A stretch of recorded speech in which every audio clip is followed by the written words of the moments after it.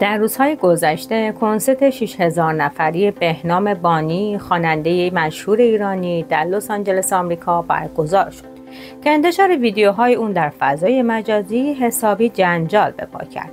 با ما همراه باشید.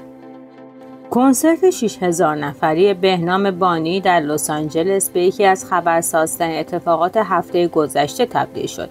ویدیوهای این برنامه به محض انتشار موج از واکنش‌ها رو در فضای مجازی به همراه داشت. برخی کاربران اون رو یک افتضاح فرهنگی برای ایرانیان دونستند، در حالی که رسانه‌های حکومتی این برنامه را نشانه‌ای از افتخار هنر ایرانی معرفی کردند.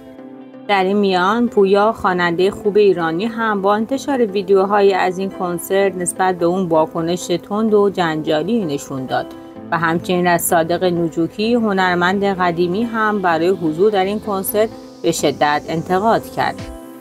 این کنسرت در تاریخ 4 مهر ماه در سالن بزرگی در لس آنجلس برگزار شد و جمعیت زیادی از ایرانیان مهاجر در اون حضور داشتند. گفته میشه که حتی خانم گوگوش و بهروز وثوقی هم در ردیف اول نشسته بودند، اما این خبر بعداً تکذیب شد و مشخص شد تصاویر منتشر شده مربوط به پروژه مستند شعر و سفر بوده. پس از اتمام این برنامه و انتشار ویدیوهای اون، کاربران فضای مجازی به شکل گسترده واکنش نشون دادند و این را یک آبروریزی ایرانی برای اونها دونستند.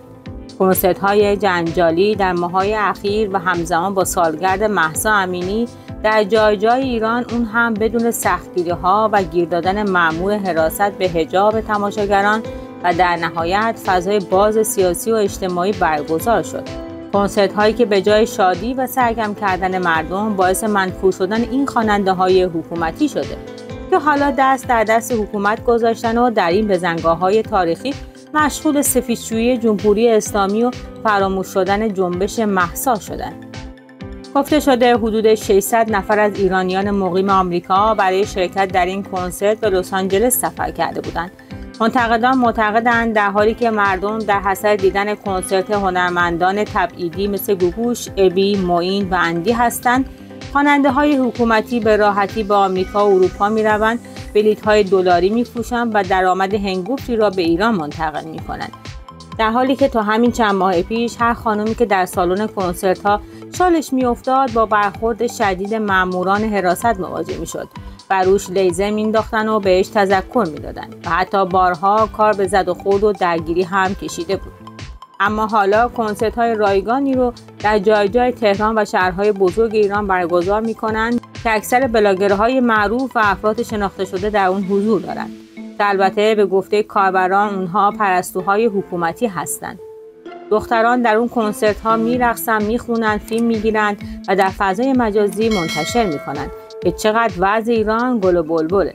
بسیاری معتقدند که این اقدام تلاشی برنامه‌ریزی شده است تا به دنیا نشون بدن که شرایط ایران عادی است و سالگرد مهسا امینی برای مردم اهمیتی نداره. این فضا به شکلی تبلیغ میشه که انگار تنها مشکل مردم موضوع روسری سر کردنه و حالا که اون کنار رفته همه خوشحالن. البته که همه این کارها بوی اصلاح طلبی و بازگشتن فضای سیاسی و اجتماعی به نفع حکومت میاد. اوضاع برای سرگرم کردن و گور زدن دوباره مردمی که آب و برق ندارن با فعال شدن مکانیزم ماشه تازه از چند ماه آینده میفهمن چه بر سرشون اومده، با گرونی و کمبودهای عجیب و غریب قرار است دست و پنجه نرم کنند. و اما حالا در فضای مجازی ایران را طوری نشون میدن که انگار تنها خواستشون برداشتن روسری بوده که حالا بهش رسیدن و خوشحالن.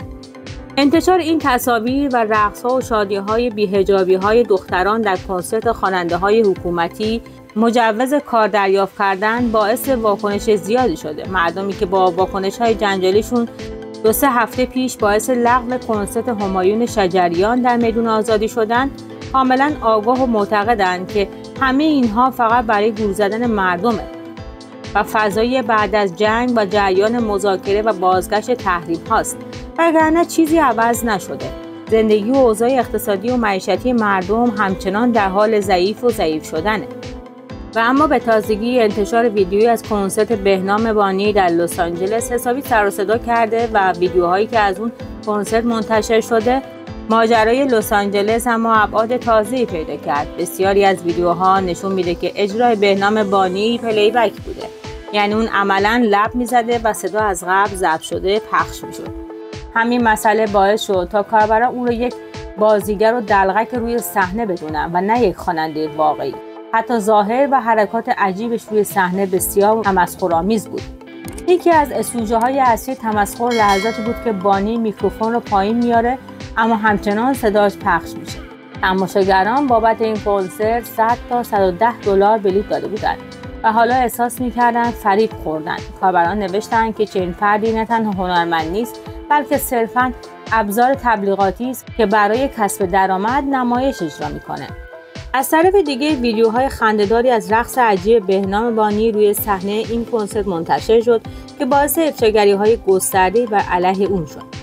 بهنام بانی در میانه اجرای برنامه‌اش از حضور استاد صادق نجوکی هم تشکر کرد و او را به عنوان بهترین آهنگساز ایرانی معرفی کرد.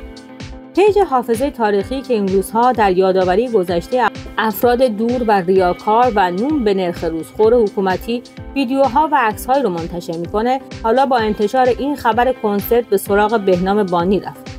ویدیوهای قدیمی از بهنام بانی رو منتشر کرد. در این ویدیو دیده شده که او در سالهای گذشته در مدح مدافعان حرم صحبت کرده، در صدا و سیما قرآن تلاوت داشته و حتی در هیئت مداحی می‌کرده. این تصاویر در کنار رقص و غر دادن او در لس آنجلس قرار گرفت و واکنش شدیدی رو به همراه داشت. انتشار این مقایسه‌ها باعث شد بسیاری از کاربران بهنام بانی را ریاکار دورو بنامند. حتی خواننده مثل پویا با انتشار این تصویر به شدت به بانی حمله کرد و پویا خواننده لس آنجلسی گفته من آدم حسود، ولی سوالم از لس آنجلسی‌های بی‌غیرت اینه که بهتون خوش گذشت رفتین کنسرت، وقتی میرقصیدین به مهسا فکر میکردین نه؟ او همچنین از صادق نجوکی هم انتقاد کرد و گفت وقتی پیر میشی و واسه دیده شدن دست به هر کاری میزنی، غافل از این که باید بیشتر حواست به یک پرونده کارید میبود و خودتو اینجوری خار و ذلیل نکنی. نمیدونم چی خورده تو کله بعضی از این مثلا هنرمندای پیشکسوت ما. یه زمانی اسمت میومد از جا بلند میشدم، ولی امروز من یکی بهت میخندم و متاسفم واسط. مش صادق. در نهایت این مجموعه افشاگری‌ها و واکنش‌ها باعث شد تا کنسرت لس آنجلسی به یکی از پرحاشیه‌ترین رویدادهای موسیقی سال تبدیل بشه. بسیاری بهنام بانی را نمونه‌ای از هنرمندانی می‌دانند که برای کسب شهرت و پول اصول و گذشته‌شان را فراموش کردند. پویا در پایان گفت ما زمانی به اسم بعضی‌ها احترام می‌ذاشتیم اما امروز جز خنده و تأسف چیزی برایشان باقی نمانده. دوستان عزیز، مرسی که تا پایان این برنامه هم با ما همراه بودید و با لایک کامنتاتون از ما حمایت میکنید. اگه هنوز عضو کانال ما نشدید از پایین همین ویدیو با زدن دکمه سابسکرایب و زنگوله با ما همراه باشید تا از جدیدترین ویدیوهای ما با خبر بشید. پیشنهاد میکنم یکی از این ویدیوهای پیشنهادی ما رو تماشا کنید.